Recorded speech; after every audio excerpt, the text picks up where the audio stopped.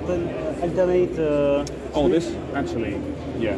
This really just switches to Gen 4 for legacy cards. So if you have a card that has an issue posting with Gen 5 set in BIOS, you can just flick that switch. Okay. And it just makes posting easier. Yeah. Okay.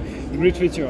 Yeah. I have some issue with other brand with old gen GPU on new gen motherboard, and that's really cool feature.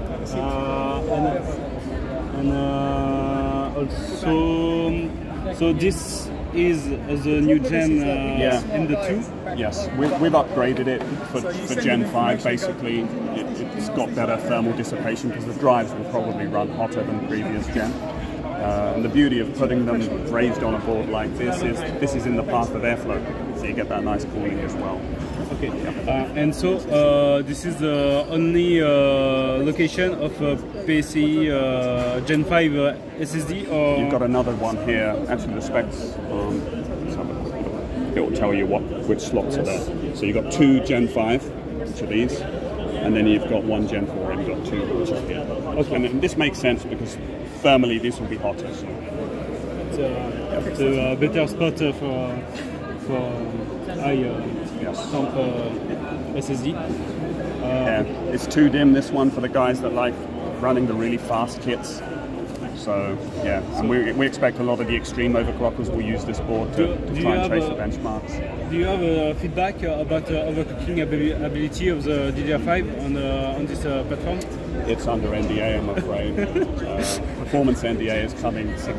We'll have an update on that. I've seen that the best performance would be with FCLK sync, and AMD says that he's limited to 1,500 megahertz for the FCLK. So the memory should be limited to 6,000 mega transfer per second. And you know, whatever that is, you always find that people work out what the sweet spot is. You know, the highest frequency is not always the best place to run a platform, right? Because you're giving up a lot of secondary and third timings on every platform. It's always been that way. So yeah, I would wait until the platform launches, keep a study on that, and most people will probably run a lot of benchmarks and tell you where the gaming performance is the best, and you know, everything else. I see there is also PS2. Extreme overclockers, yeah. They still use very old PS2 keyboards because if you're pushing a platform really hard, you know, sometimes you have to turn off all of the ports to get everything. I have a PS2 and a mouse keyboard on my room. Yes, this is the only board we really, I think, provide that on now. No, not the Extreme. Extreme is here. Yeah. Yes. Okay. So I think it's fine with this motherboard. If you have something more to say about it. Well, did you have a look at our overclocking features for this gen?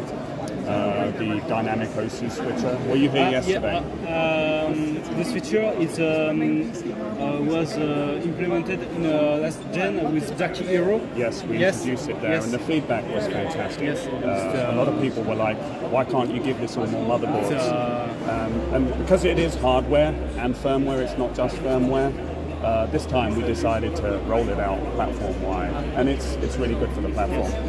A lot of people booked the Dark Hero from last gen because of this feature for extreme overclocking. Yeah, even normal overclocking, because you can either have PBO or you can have a manual overclock. Right? Yes, I say extreme overclocking for daily usage. Yes. And we're going further on this gen. We've got a secondary feature that's called Ryzen Core Flex, which can work in conjunction with Dynamic OC Switcher. And that allows you to set 3 levels of different parameters for temperature, current, so you can cater for your cooling, you know, like Roman was saying yesterday, or you can have different performance parameters and frequencies for different workloads. So it's really, really fine. So it's a PBO 3.0. I guess, yeah. It's providing something that the platform doesn't naturally have. You know, so I think that's the game changer. Anybody that wants to get the best out of Ryzen will probably want to leverage those features. Okay. Yeah. And every board in our lineup, I mean, we've gone pretty heavy on power delivery. Even if you go to entry level, they can all run every Ryzen CPU. Also, the tough is overkill about the... Yeah, everything. I mean, the main thing is the higher you go up in the series, the cooler and quieter your system's going to run. The main thing is, you know, these boards don't even need airflow going through them. Yes, and also this board doesn't need that for CPU. Okay. Anything else that interests you? On this board, I think no, not for the moment. Cool. Okay. Maybe I want to talk about strict side. Yes, strict side. Some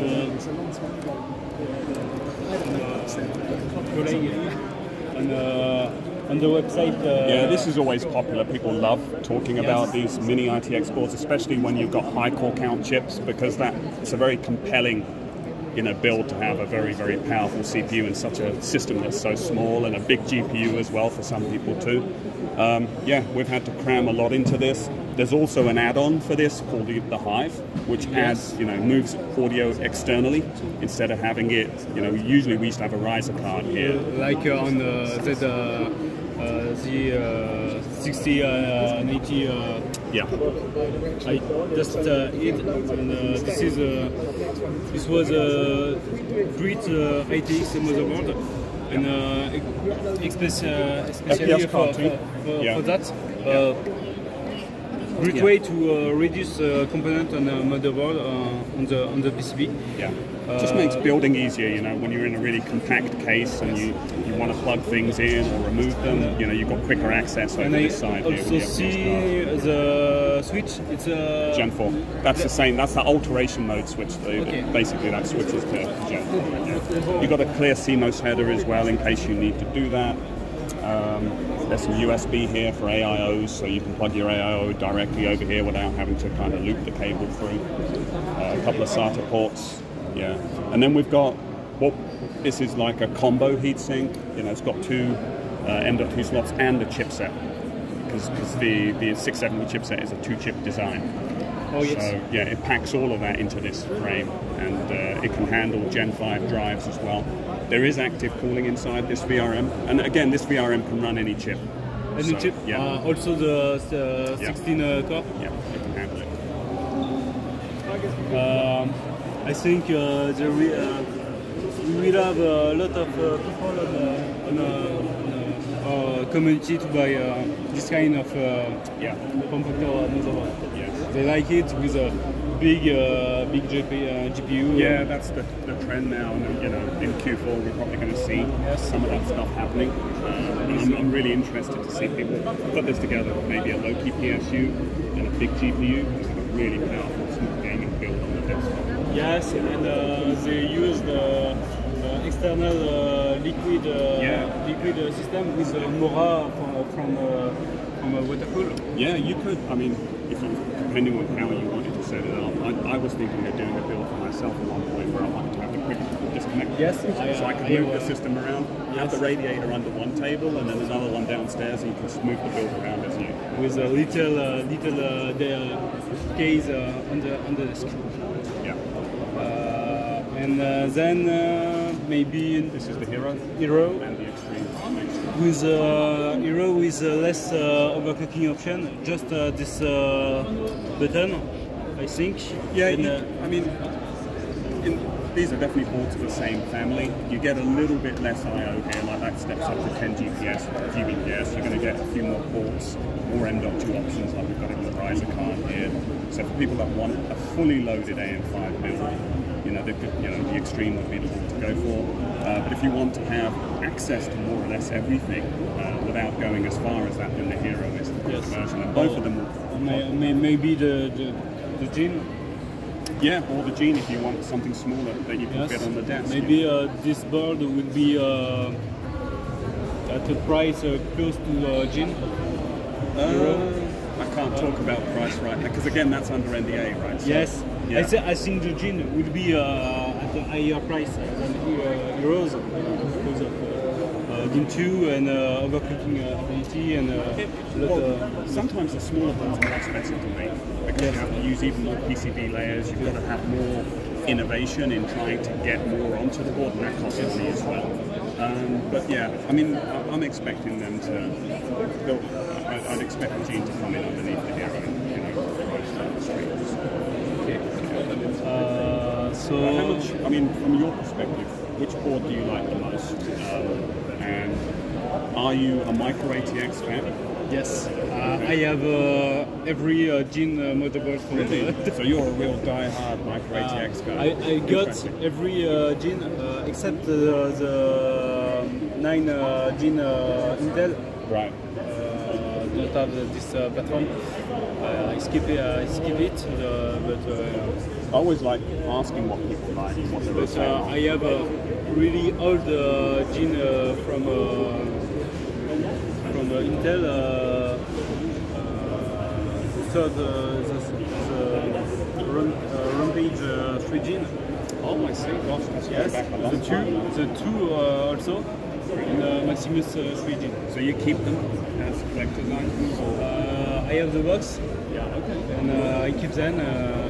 Also have 4th gen Rampage motherboard.